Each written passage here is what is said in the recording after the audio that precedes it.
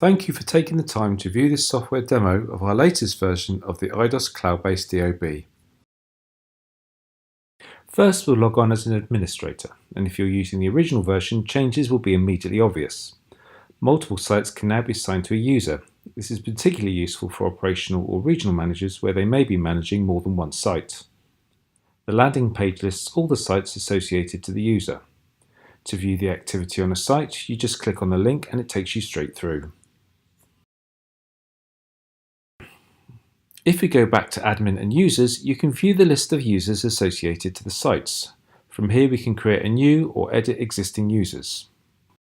Password administration is easily managed. You can either generate the password yourself or send a link instructing the user to set their own. Under Sites and Access, you can assign sites to the user and also set up their access level, either by selecting a predefined group or by selecting the individual modules. Read allows you only to view information. Write allows you to enter information, and PWA is password authentication. The purpose for this is in situations where you have multiple users on a single PC. Each entry or change made in the system requires a password to be entered to confirm the identity of the user.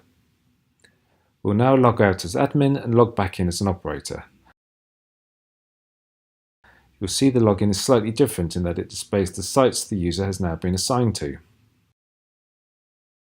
In the top right hand corner, the user has the ability to change their password and account details.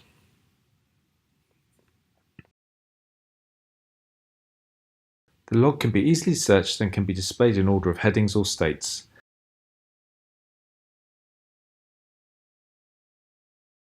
Adding an entry is simply a case of clicking on the Add Entry button and you'll be presented with a window.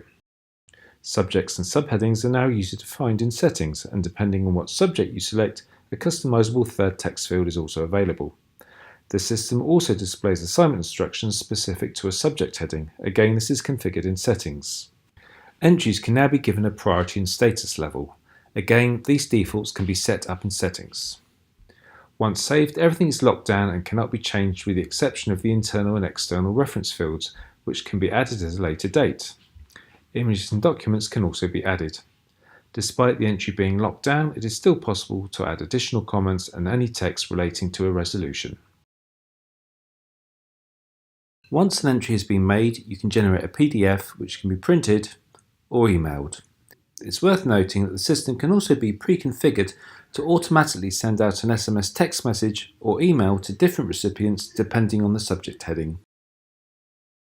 Under Settings, you can create predefined subject headings. To set up a new heading, click on Add Subject and you're presented with a window. So we'll enter subject heading here, in this case Deliveries. You can then add multiple subheadings for the user to choose from. We'll add Royal Mail, DHL and FedEx. Then we have the user-defined heading, which is for a custom field. In this case, we'll call it Recipient. Next, we have the default description. You can either leave this blank, or if you want the user to include particular details, you can start the entry for them. We can also include assignment instructions here.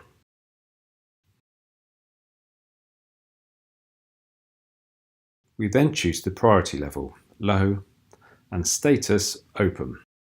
We can also configure the system to automatically notify someone of an entry via email or SMS text message. If we now go back and add entry, we can see the new subject heading. You'll see that the description details have now been part completed for the user to edit. Another new feature we've added is scheduled tasks.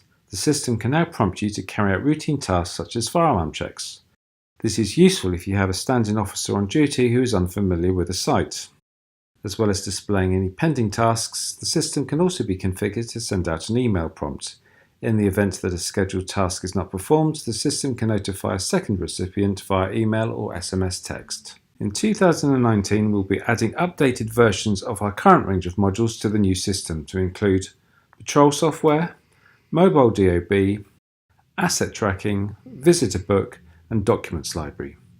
Hopefully this demo has given you some idea of the system's current and future capabilities, but if you have any questions, please don't hesitate to contact us.